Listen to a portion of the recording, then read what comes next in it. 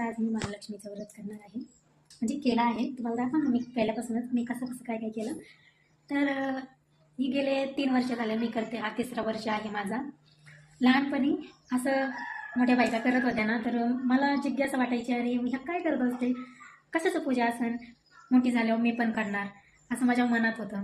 पण 3 वर्षापूर्वी आम्ही ह्याच जागी परत आले होते मी पहिल्यांदा. तर तेव्हा काकून ते करत होते, त्यांच्याकडून मी विचारून घेतलं तुम्ही कसं करता काय करता, मला बी सांगा, मला बी करायचं आहे. मग मी ते केलं. मग ते केल्याच्या नंतर मला आठवलं की अरे मी तर म्हटली होती मनाने की मी मोठी झाल्याच्या नंतर मी हे करणार. तर ते 3 वर्षापासून आता सुरू झाले, 3रा वर्ष आहे माझा. आणि मनाची शांती, घरात खूप चांगलं वातावरण असते. तुम्ही सुद्धा नक्की करा. यावर्षी मला थोडा लेट झाला व्हिडिओ टाकायला, कारण की माझी तब्येत खराब होती म्हणून मी काहीच करू शकत नव्हते. माझे व्हिडिओ पण नाही येऊ राहिले. आम्ही नगरला गेलो होतो, येताना आमचा ॲक्सिडेंट झाला होता, तो थोडी तब्येत खराब पण होती माझी, म्हणून मी व्हिडिओज नाही टाकू राहिले. वेळ भेटला तर टाकते, नाही लागलेलं आहे मला पण, तर समजून घ्या आणि बघा हा व्हिडिओ.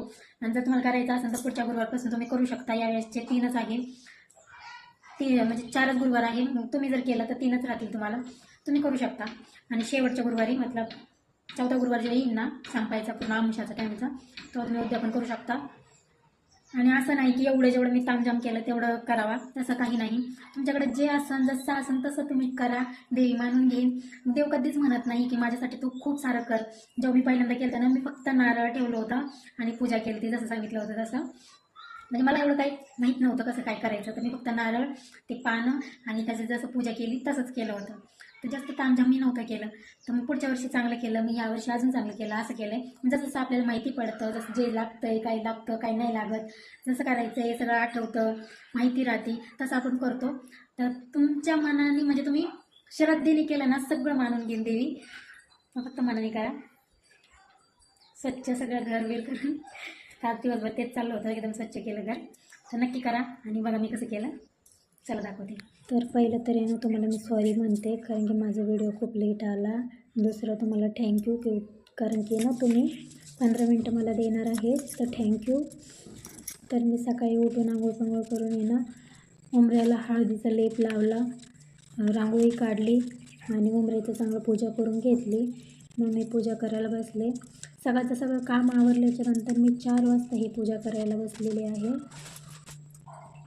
कारण की मला सकाळी खूप लेट झाला स्वयंपाकाच्या याच्यामध्ये. तर पहिल्यांदाच मी ही मूर्ती आणली होती, हे मुखवटा मी आणला होता, तर ते नारळाला लावून घेतलं नीटनेटकं आणि मग मी वेणी लावून घेतली. मग मी तांब्या भांड्याचे जे ते ना एक नाणं, सुपारी आणि दुर्वा टाकून घेतला आणि त्याच्यावर स्वस्तिक काढली छानशी अशी, बघू शकता. मग त्याला आहे ना हळदी कुंकू लावून घ्यायचं नीटनेटकं असं. मग त्यामध्ये मी ना 5 फळांचे झाडं असते ना, त्याचे पानं आणायचे आणि असे ठेवायचे त्याच्यामध्ये, आणि मग त्याच्यावर ते नारळ ठेवायचे छानसं.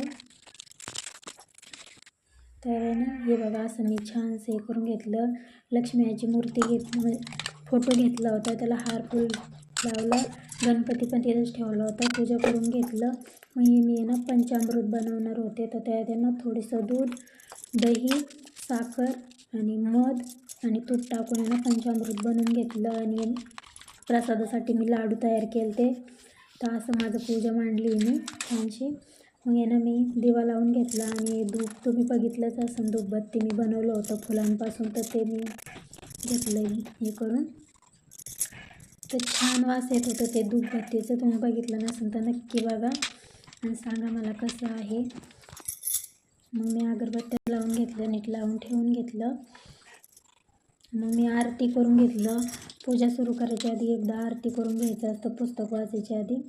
तसं करून घेतलं, सगळं एक साईडला ठेवून घेतलं मी हे. मग मी पुस्तकाला हळदी कुंकू लावलं आणि स्वतःला पण लावलं. मग मी पुस्तक वाचणार आहे, तर माझ्या वाचण्याकडे थोडंसं दुर्लक्ष करा, मी खूप अडकते. तर सांगा मला, वाचत मोठ्या आवाजात तुमच्यासाठी वाचू राहिले मी, पुस्तक वाचते, ऐका तुम्ही सुद्धा ऐका. श्रीलक्ष्मीची कृपा आपल्यावर व्हावी, तिने आपल्या घरात वास करावे, पैसा शांती समाधान घरात नांदावे, म्हणून श्रीलक्ष्मी व्रत करतात. हे व्रत केल्याने मनातल्या सर्व इच्छा पूर्ण होतात. श्रीलक्ष्मीची अनेक नावे रूपे आहेत. पार्वती, सिंधुकन्या, महालक्ष्मी, लक्ष्मी, राजलक्ष्मी, गृहलक्ष्मी, सावित्री, राधिका, राजेश्वरी, चंद्रा, गिरिजा, पद्मा, मालती, सुशिला अशा विविध नावाने श्री महालक्ष्मी ओळखली जाते. अशा या सर्व भोवती असलेल्या श्री महालक्ष्मीची ध्वनी घ्यावी अशी ही कहाणी आहे द्वापर युगातली. आपल्या भारतात सौराष्ट्र देशात घडलेली. तेथे एक राजा राज्य करीत होता. त्याचे नाव भद्रश्रवा होते. तो शूर होता, दयाळू होता आणि प्रदादक्ष होता. 4 वेद, 6 शास्त्रे, 8 पुराणे याचे ज्ञान त्याला होते. अशा या राजाच्या राणीचे नाव होते सूर्यचंद्रिका. राणी रूपाने सुंदर होती, सुलक्षणी होती आणि रतिनिष्ठ होती. त्यांना एकूण 8 अपत्य होते, 7 पुत्र आणि त्यानंतर झालेली एक कन्या. राजा राणीने त्या कन्येचे नाव शांबाला ठेवले होते. एकदा देवीच्या मनात आले, आपण राजप्रासादी राहावे. त्याने राजा आणखी सुखी होईल, प्रजेलाही तो आणखी सुख देईल. गरिबाकडे राहिले तर सगळ्या संपत्तीचा तो एकटाच उपभोग घेईल. म्हणून देवीने एका हातारीचे रूप घेतले, फाटकी वस्त्रे ल्याली, आधारासाठी काठी घेतली आणि काठी टेकत ती राणीच्या महालाच्या दाराशी आली.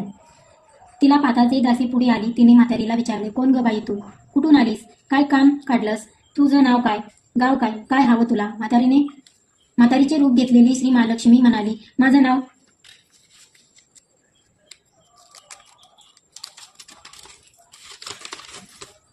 नाव कमलाबाई, द्वारकेला राहते मी. तुझ्या राणीला भेटायला आले. कुठे आहे ती? दासी म्हणाली, राणीसाहेब महालात आहेत. त्यांना सांगायला गेले तर त्या माझ्यावर रागवतील. तुला त्या कशा भेटतील? तुझा अवतार पाहून तुला त्या हाकलून देतील. तू इथेच थोडा वेळ आडोशाला थांब. म्हातारीला राग आला. ती संतापून म्हणाली, तुझी राणी गेल्या जन्मी एका वेश्याची पत्नी होती. तो वेश्य फार गरीब होता. त्यावरून त्या दोघांची नेहमी भांडणे होत. नवरा तिला मारहाण करी. ह्या त्रासाला कंटाळून एक दिवस ती घर सोडून गेली आणि जंगलात उपाशी तापाशी भटकू लागली. तिची अवस्था पाहून मला तिची दया आली. मी तिला ऐश्वर्य, सुख आणि संपत्ती देणाऱ्या श्री महालक्ष्मी व्रताची माहिती सांगितली. त्याप्रमाणे तिने ते व्रत केले. तिच्या व्रताने महालक्ष्मी प्रसन्न झाली. तिचे दारिद्र्य संपले. तिचे घर संपत्ती समृद्धीने भरले. तिच्या जीवनात आनंद भरला. लक्ष्मी व्रत केल्यामुळे मृत्यूनंतर ती दोघे पती पत्नी लक्ष्मी लोकात वैभवात राहिले. या जन्मी त्यांचा जन्म राजकुळात झाला आहे. देवीच्या कृपेने ती आता राणी पदावर बसली आहे. पण लक्ष्मी व्रताचा तिला आता विसर पडला आहे. त्याचीच आठवण करून देण्यासाठी मी इथे आले आहे. म्हातारीचे बोलणे ऐकून दासीच्या मनात जिज्ञासा निर्माण झाला. म्हातारीला पाणी दिले, नमस्कार केला आणि म्हणाली, मला सांगाल ते व्रत मी करीन ते नेमाने. उठणार नाही, मातणार नाही, घेतला वसा टाकणार नाही. म्हातारीने दासीला लक्ष्मी व्रताची माहिती सांगितली. मग ती उठली व काठी टेकत निघाली. तेवढ्यात राणी तारा महालातून बाहेर आली. फाटक्या वस्त्रातील म्हातारीला पाहताच ती संतापली आणि उर्मटपणे म्हणाली, कोण ग थेरडे? इथे कशाला आलीस? जा इथून. तिने पुढे होऊन म्हातारीला घालून दिले. ती म्हातारी म्हणजे प्रत्यक्षात महालक्ष्मीच होती हे राणीला कळले नाही. राणीचा तो उर्मटपणा पाहून महालक्ष्मीने तिथे न थांबता स्वस्थानी जाण्याचे ठरवले. राणीचा महाल सोडून म्हातारी निघाली. तोच एक मुलगी लगबगीने बाहेर आली. ती मुलगी होती राजकन्या शांबाला. तिने येऊन म्हातारीला नमस्कार केले आणि कळवळून म्हणाली, आजी रागू नका, माझी आई चुकली, तिच्यासाठी मला क्षमा करा, मी तुमच्या पाय पडते. राजकन्याचे ते बोलणे ऐकून श्री महालक्ष्मीला तिची दया आली. तिने शांबाला लक्ष्मी व्रताची माहिती सांगितली. तो दिवस मार्गशीर्ष महिन्यातला पहिला गुरुवार होता. पुढे त्या दासीने लक्ष्मीव्रत केले. तिची स्थिती सुधारली. दासी पण सोडून ती सुखाने संसार करू लागली. राजकन्या शांबानेही भक्तिभावाने सांगितल्याप्रमाणे महालक्ष्मी व्रत केले. सगळे नियमधर्म पाळून दर गुरुवारी तिने ते व्रत केले. शेवटच्या गुरुवारी उद्यापन केले. लवकर शांबालाचा विवाह मालाधर नावाच्या राजपुत्राशी झाला. तिला राजवैभव मिळाला. लक्ष्मी व्रताचा प्रभावाने तिचा संसार सुखा समाधानाचा चालू लागला. पण इकडे भद्रश्रवा व राणी चंद्रका यांना हळूहळू वाईट दिवस दिसायला लागले. त्याचे राज्य गेले.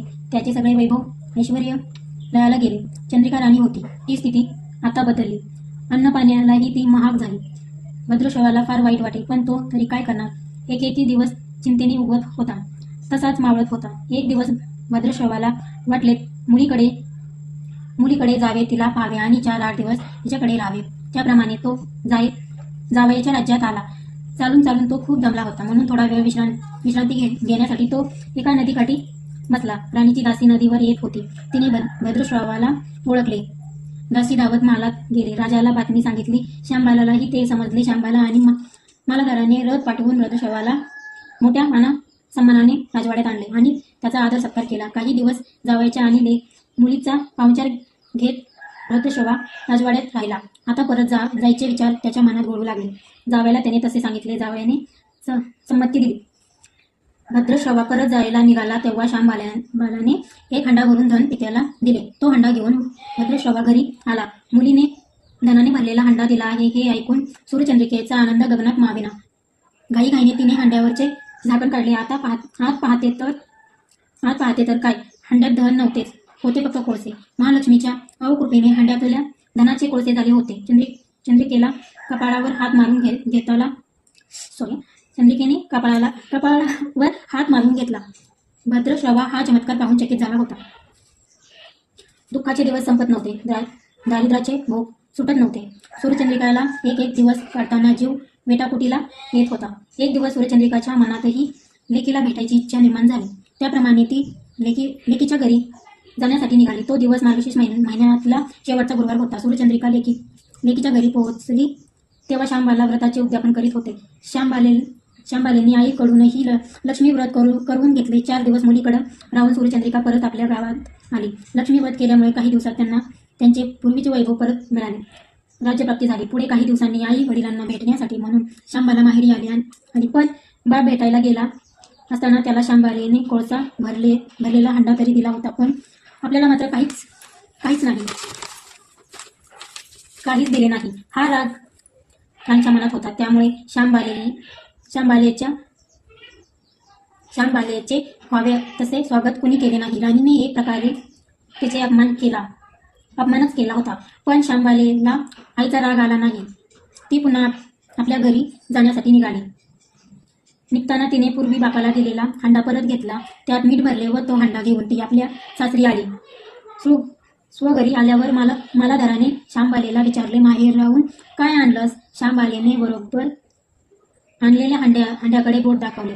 मालाधाराने झाकण काढून आत पाहिले तर हंड्यात मिठाचे खडे. मालाधाराने चकित होत पत्नीला विचारले, हे काय? या मिठाचा काय उपयोग? श्यामबाला म्हणाली, थोडं थांबा म्हणजे कळेलच. त्या दिवशी श्यामबालाने कुठल्या पदार्थात मीठ घातले नाही. सगळे पदार्थ आळणी. मालाधार जेवायला बसल्यावर तिने त्याला सगळे पदार्थ वाढले, पण सगळे जेवण त्याला आळणी लागले. मग श्यामबालाने पानात थोडे मीठ वाढले. अन्न पदार्थात ते मिसळताच बेचव अन्नाला चव आली. हा मिठाचा उपयोग श्यामबाला पतीला म्हणाली. मालाधारालाही तिचे म्हणणे पटले. थोडक्यात जे कोणी महालक्ष्मी व्रत श्रद्धेने आणि मनोभावे करतात त्यांना श्री महालक्ष्मी प्रसन्न होऊन त्यांच्यावर तिची कृपा होईल. पण श्रीमंती आल्यावर सुद्धा माणसाने उतू नये, मातू नये. नीतिनियमाने श्री महालक्ष्मी व्रत करावे. देवीचे मनन चिंतन करावे, म्हणजे देवी सदैव तुमच्या पाठीशी उभी राहील, तुमची कामना पूर्ण करेल. महालक्ष्मी कहाणी गुरुवारची. ओम महालक्ष्मी नमः. ओम महालक्ष्मी नमः. तर मग मी सगळं पूजा झाल्याच्या नंतर परत एकदा आरती केली, पाया पडून घेतले.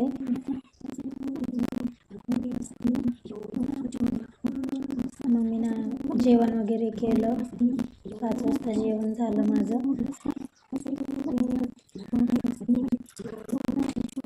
तर हे दुसऱ्या दिवशीचं आहे, तर मी पूजा वगैरे करणार होते ना, तर मग मी दिवा वगैरे धूपबत्ती लावून घेतली, अगरबत्ती लावून घेतली आणि पूजा केली दुसऱ्या दिवशीचं. तर मला कमेंटमध्ये नक्की सांगा की तुम्हाला कसं वाटलं ही पूजा. मी कुठं चुकले तर नाही आहे ना, सांगा नक्की. माझा व्हिडिओ बघितल्याबद्दल थँक्यू.